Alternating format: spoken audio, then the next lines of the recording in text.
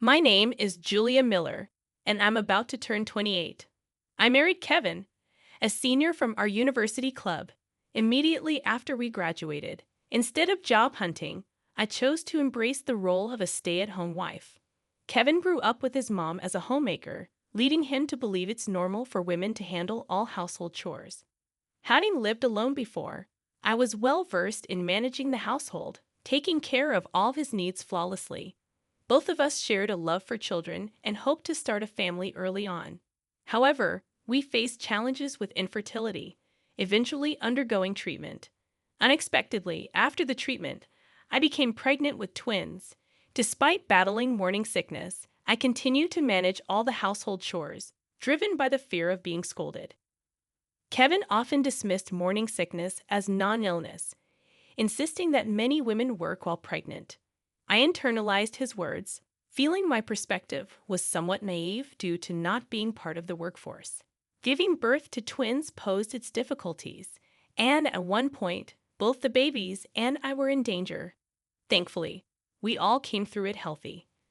Upon returning home from the hospital, I was greeted by a chaotic scene. Laundry piled up, trash scattered everywhere. Kevin hadn't done any housework during my hospitalization, and the situation was far from ideal. My parents' home wasn't an option for postpartum care, as Kevin argued that there'd be no one to handle the housework. While my mom from the countryside helped occasionally, her work commitments limited her availability. Thus, I found myself alone, managing childcare and housework, struggling to keep up with the chores as exhaustion set in. Unable to maintain the same level of housework as before, I resorted to ordering takeout for days. Kevin, expecting perfection in housekeeping, became increasingly displeased with the continuous takeout. Eventually, he exploded, criticizing the nutritional content of the food and questioning who was earning the money. He accused me of neglecting the house since my mom stopped coming and commented on my post-delivery weight loss. His words were hurtful, especially given his physical and mental struggles in adapting to the unfamiliar task of caring for twins. He belittled homemakers, claiming their job was easy, simply doing housework. While I usually acknowledged his hard work, caring for him and our twins became overwhelming. I found myself unable to agree with him this time. I gave birth just a month ago, Kevin. I should be resting and focusing on postpartum care at my parents' place. But your selfishness prevented that. We have 2 kids, and you should contribute to child care. They're your children too, right? The doctor explicitly said I need to rest for 1 to 2 months. How am I supposed to do that if I'm taking care of you too? You should be grateful I'm even preparing meals. This is the first time I've let out all my pent-up frustration, and I can see you're shocked. The doctor's advice is clear, and it's abnormal that I can't follow it without any appreciation from you, only scolding. You think it's natural for a homemaker to do everything, so you've never thanked me. Ironing your clothes and shining your shoes to a sparkle are expected, and preparing a well-rounded meal is a given. If I don't manage these, you scold me and say, just do your job as a housewife. My objections seem unforgivable to you. You're living off the money I earn, and now you're getting mad at me. I'm just asking you to do your part. Suddenly, you're getting all hysterical, claiming women change, and it's scary. You don't even have to ride a crowded train or get yelled at by a boss. I don't want to hear complaints from someone as privileged as you. You should be able to handle solo parenting. My feelings aren't getting through to you. Instead of an apology or reflection, you're lecturing me more. You believe the person earning money is superior. Arguing with Kevin seems futile. I recall being shocked when he mentioned he had never even operated the washing machine during our dating days at his parents' house. This lack of involvement in household chores was the norm for him, as his father never did any housework, and his mother managed everything for the family. She didn't receive any allowance and had to adhere to a given household budget, which she jokingly referred to as becoming a master of frugality upon marriage.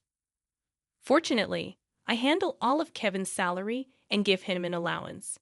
I'm relieved that he's not stingy about it, considering he doesn't have many hobbies, doesn't smoke or drink, and doesn't need much money. Despite this, he insists that I should perfectly manage the house since I handle the finances, but his attitude needs improvement. Frustrated, I retort, "I'll call your mother for some training. That's fine with you, right?" Kevin responds, "Oh, so you admit you're wrong. Get some lessons in housekeeping from mom and become a better wife." Without hesitation, he calls his mother, who lives far away and hasn't met the twins yet. Seeing this as an opportunity to introduce her to the babies, I agree. Upon receiving Kevin's call, his mother rushes over. As soon as she arrives, Kevin starts complaining about me.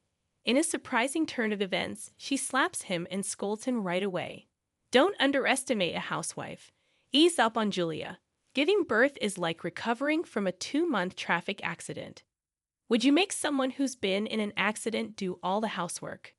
They're your kids too. You take care of them. I'm taken aback by the unexpected support from my usually gentle and kind mother-in-law.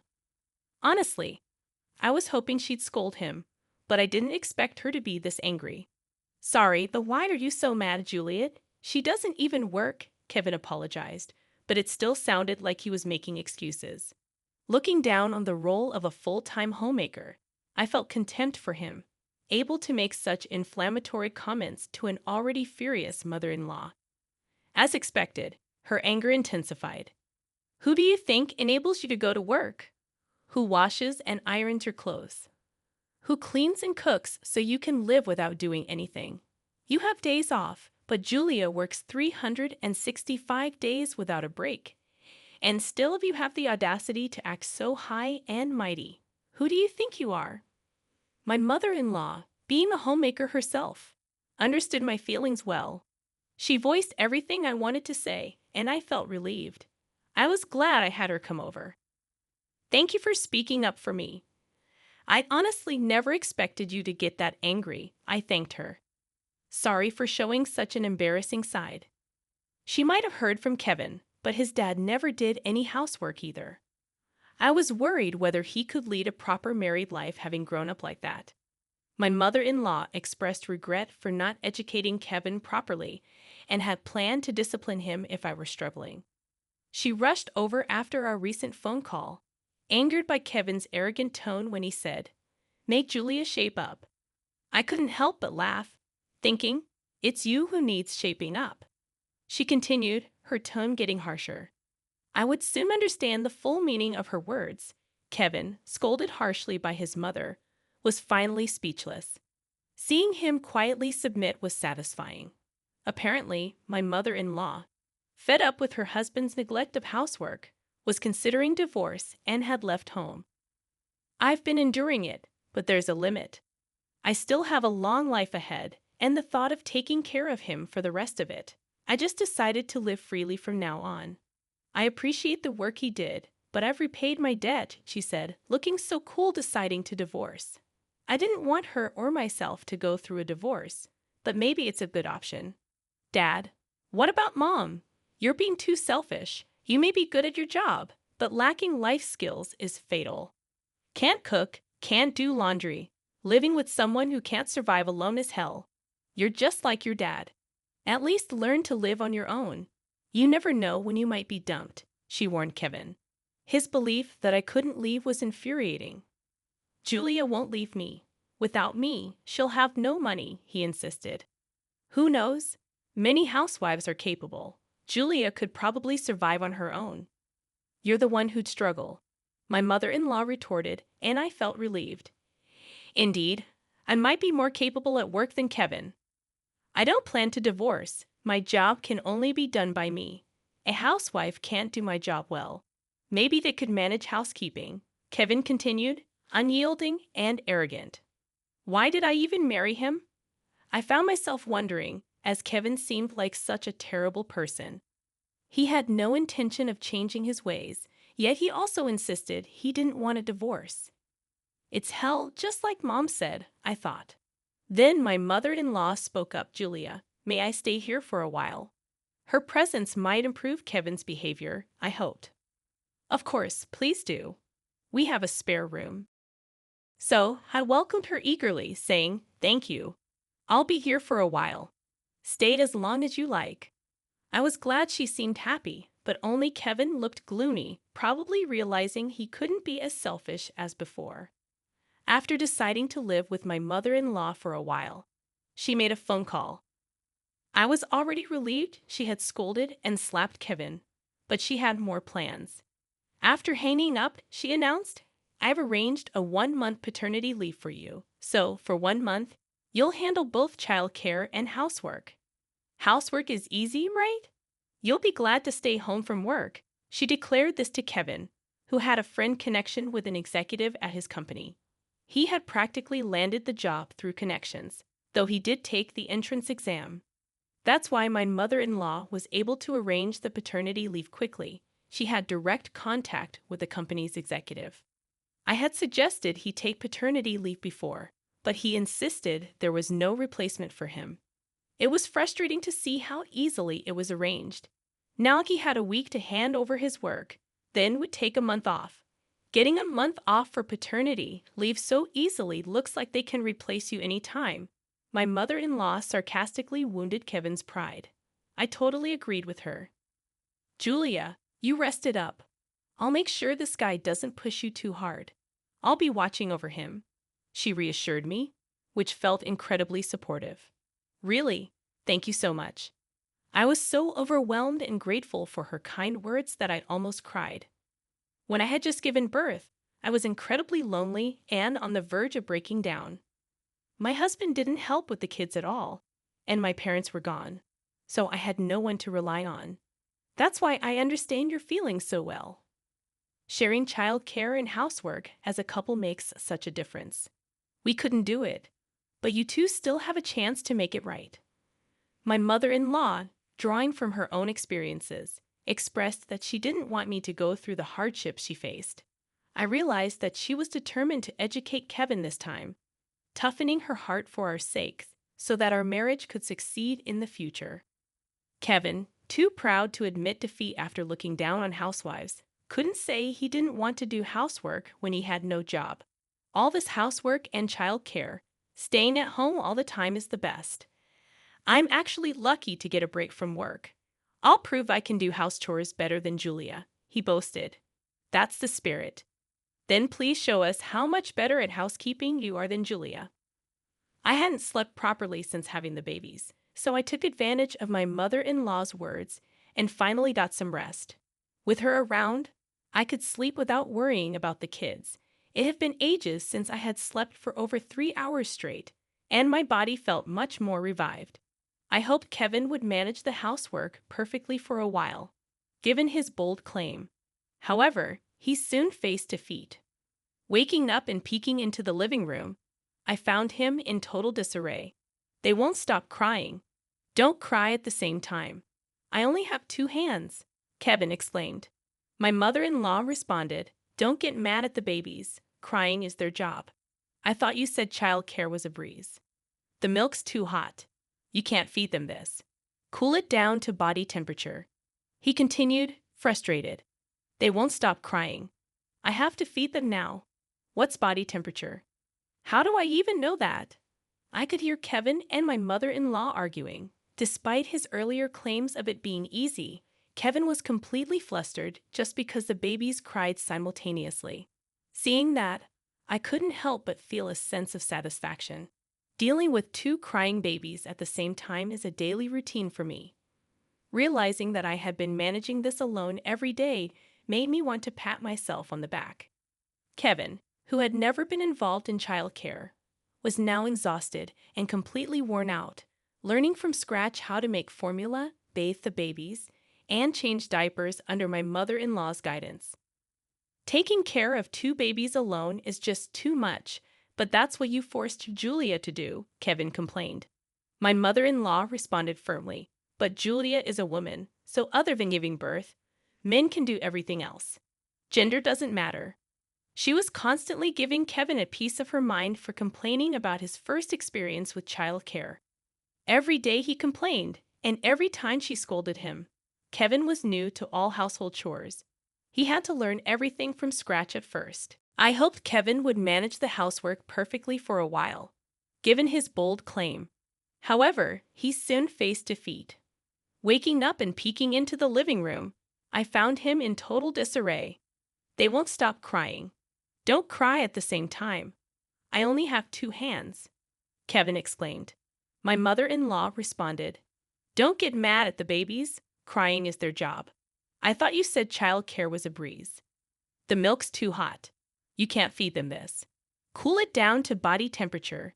He continued, frustrated. They won't stop crying. I have to feed them now. What's body temperature? How do I even know that? I could hear Kevin and my mother-in-law arguing.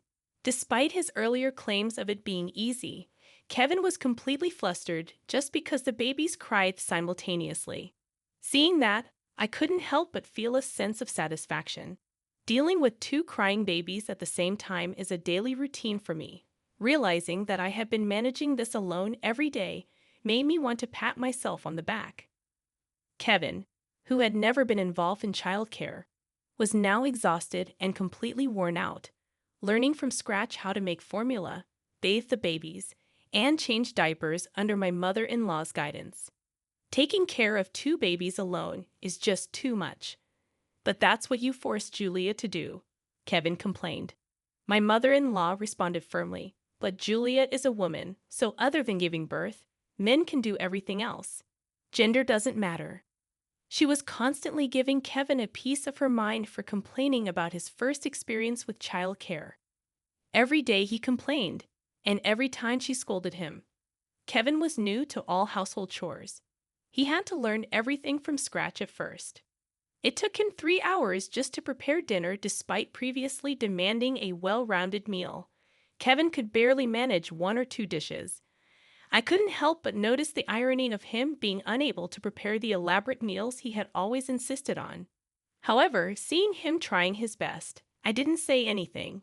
Just getting through a day of housework and child care left him completely drained. Thanks to my husband and mother-in-law, I could finally get a good night's sleep. I even had time to play with the kids and meet friends for coffee. Kevin sometimes grumbled that I was taking it too easy, but my mother-in-law always defended me. You've worked hard enough. You deserve to take breaks. Don't hesitate to take time for yourself. Don't worry about the kids.